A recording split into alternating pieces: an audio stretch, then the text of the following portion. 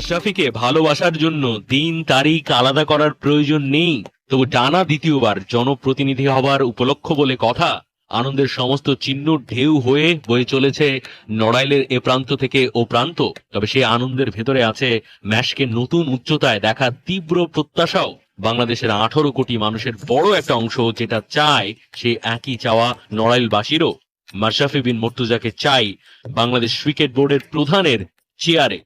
আমরা প্রধানমন্ত্রী জনাব শেখ হাসিনার কাছে আমাদের প্রাণের দাবি, জনাব মাশরাফি বিন মুর্তজাকে হয় বিসিবি সভাপতি অথবা মন্ত্রী, এই দুটার একটা জায়গা আমরা দেখতে চাই।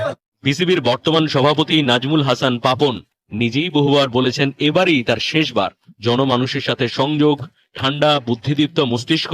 অনেকেই যুক্তি দিচ্ছেন মাশরাফি হতে পারেন পরবর্তী কাঙ্ক্ষিত ক্রিকেট বোর্ড প্রেসিডেন্ট।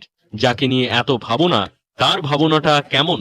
অনেক নয়নবাসী অনেকে চাচ্ছে যে বিসিবি সভাপতি হিসেবে আপনাকে দেখতে হয়, সে ব্যাপারে আপনার কি? আমি বললাম বিসিবি সভাপতি একটা প্রক্রিয়া, এটা বিসিবি সভাপতিটা আপনি নির্বাচনের মাধ্যমে দিয়ে আসতে হবে।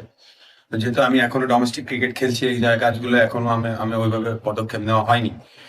তারপরে এখানে আরো কিছু প্রক্রিয়া আছে, যে প্রক্রিয়াগুলোর ভেতরে আমরা এখনো যাইনি। সব মুখে বললেই তো আর হয়ে যাবে না। সংসদ সদস্য হিসাবে চাওয়া একরকম, আর ব্যক্তি মাশরাফি সেটা কি চাই সেটা মিডিয়ার সামনে এসে বলার বিষয় না।